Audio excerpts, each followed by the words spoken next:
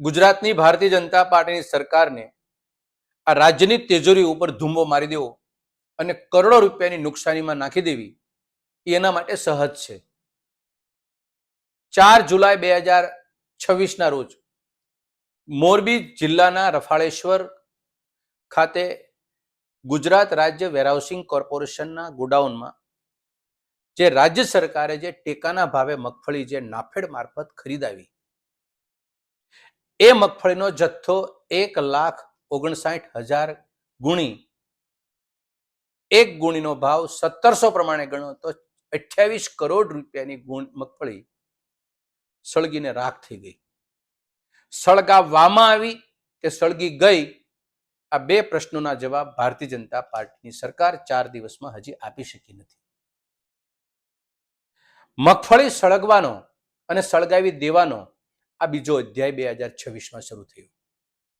પહેલો અધ્યાય 2018માં એક વર્ષની અંદર 4 વાર મગફળી સળગી અને એક વખત ઢેફા નીકળ્યા અને એક વખત બારદાન સળગી ગયા.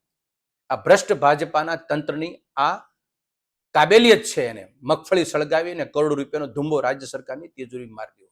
માલેતુજારને કોને ફાયદો કરાવે છે અને આની પાછળ કોણ સૂત્રધાર છે એ ભાજપાની સરકાર 8 વર્ષમાં દઈ શકી નથી કે આપી શકી નથી. યાદ અપાવું, પાર્ટ 1માં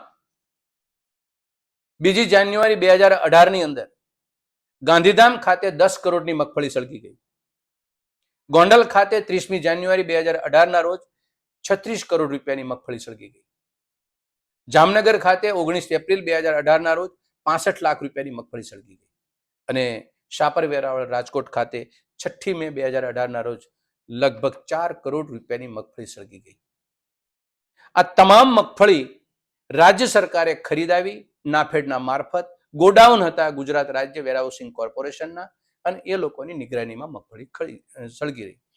આ કિસ્સાને લઈ રાજ્ય સરકારે, તત્કાલીન રૂપાણી સરકારે એક તપાસ સમિતિ એસઆઈટી નિમી. ડીઆઈજી દીપાંકર ત્રિવેદીને એના નેતૃત્વમાં તપાસ થઈ. ઈશ્વર જાણે આ તપાસનું આજે શું થયું છે. હું ભારતીય જનતા પાર્ટીને, ગુજરાતની જનતાને આ વાત એટલા માટે ઠોસપૂર્વક મૂકી રહ્યો છું કારણ કે જો એક કિસ્સામાંથી જો કોઈ ભ્રષ્ટ લોકો બોધપાઠ જો સરકાર આપી શકી હોત તો પુનરાવર્તિત ગુનો એક સરખી સ્ટાઇલથી મગફળી સળગવાનો કિસ્સો ન બન્યો હોત. આજે મોરબીના રફાળેશ્વરમાં પડેલી મગફળી આજે બચી ગયેલી હોત.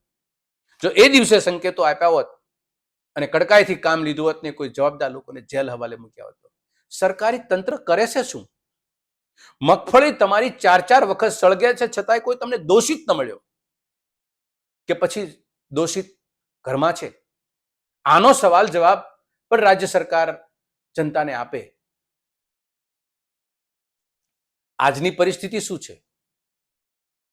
નાફેડ મારફત મગફળી ખરીદી, સંગ્રહ કર્યો, એની જવાબદારી સોંપી ગુજરાત રાજ્ય વેરહાઉસિંગ કોર્પોરેશનને અને સરકાર એનો માઇલેજ લે છે, લાભ લે છે અને ટેકાના ભાવે મગફળી ખરીદીના વાતો કરે છે. પરંતુ રાજ્ય સરકારને નાફેડ, આ બંને એજન્સીઓને અમે સામાન્ય સવાલ પૂછીએ છીએ કે ગુજરાત રાજ્ય વેરહાઉસિંગ કોર્પોરેશન એ ગુજરાત સરકારનું એક પીએસયુ, એક સરકારી સાહસ ખાનગી કંપની. એ કંપની પાસે આજે 1100 ગોડાઉન પોતાના, 1500 ગોડાઉન ભાડા પેટેના, આ એનું માળખું છે. એ માળખામાં સરકારી એના કર્મચારીઓ 4 સુપરવાઇઝર, 3 પટ્ટાવાળા, ક્લાર્ક, વોચમેન ને મેનેજર એ આઉટસોર્સિંગથી ભરેલા. આટલા સ્ટાફ વચ્ચે આ વખતે ખરીદાયેલી મગફળી 2,85 લાખ ગુણી એની માતબર કિંમત થાય છે 4800 કરોડ રૂપિયાની. અવડો મોટો જથ્થો આ એટલા કર્મચારી વચ્ચે ગુજરાત રાજ્ય વેરહાઉસિંગ કોર્પોરેશનને સોંપવો એ કેટલો વ્યાજબી હતો? આ પરિસ્થિતિમાં તમારી મગફળી સુરક્ષિત રહી શકે ખરી? આવું ગણિત કોઈ ન બેઠું? રાજ્ય સરકારને ન બેઠું કે કરોડો રૂપિયાની મગફળીમાં એને ખુલ્લા ગોડાઉનો, ક્યારેક માથે છત નહીં, ચોકીદાર નહીં, ત્યાં આગળ સીસી કેમેરા નહીં, કોઈ પ્રકારની વ્યવસ્થા નહીં, અને જવાબ આવશે શું? શોર્ટ સર્કિટ થવાથી મગફળી સળગી ગઈ. તમે કલ્પના કરી શકો છો કે કરોડો રૂપિયાની નુકસાની રાજ્ય સરકારની તિજોરીને આ ભાજપાની ડબલ એન્જિનની સરકાર, આ બીજો અધ્યાય શરૂ થઈ ગયો. અને આ પરંપરાગત અને સિલસિલો અટકતો નથી, કારણ કે આ કોઈને ખબરદાર નથી કરતી. સરકાર કોણ જવાબદાર છે એને પનિશમેન્ટ નથી આપી શકતી, જેલ હવાલે મોકલી શકતી નથી. ફરી ફરીને અન્નદાતાઓની સામે મારી અરજ છે, અને સરકારને તો અમે કહી ચૂક્યા છીએ. ખરી હકીકતો તમારી સામે આવે છે કે અન્નદાતાઓ પાસેથી મગફળી ખરીદવી એ ભ્રષ્ટાચારના સંકેત આપવા માટેના, એના આફતમાંથી અવસરમાં પરિણામવા માટેની બાબત છે.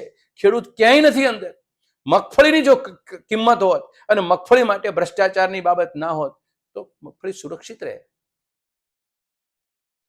મૂળ વાત, ભારતીય જનતા પાર્ટીની ડબલ એન્જિનની સરકાર આ બાબતે ગંભીર બની. ફરીવાર રફાળેશ્વર ગામમાં જે ગોડાઉનમાં જે મગફળી સળગી ગઈ, એવા અનેક ગોડાઉનો એમાં અત્યારે મગફળી પડી છે. એ મગફળીને બચાવી હોય તો કડકાઈથી આવા તત્વોની સામે અને આ ભ્રષ્ટ લોકોની સામે કાર્યવાહી કરો, જેલ હવાલે મૂકો. અને જે ગુજરાત રાજ્ય વેરહાઉસિંગ કોર્પોરેશનની ક્ષમતા બહારની જવાબદારી તમે આપો છો, એમાંથી પણ તમે થોડી કટિબદ્ધતા કેળવો અને અભ્યાસ કરી અને એવા લોકોની સાથે સુરક્ષિત રીતે તમે એને મગફળી સચવાય એવા માહોલની અંદર અને એવી કેપેસિટી વાળી સંસ્થાઓને કે કંપનીઓને તમે આ મગફળી સાચવવાની જવાબદારી આપો. આભાર.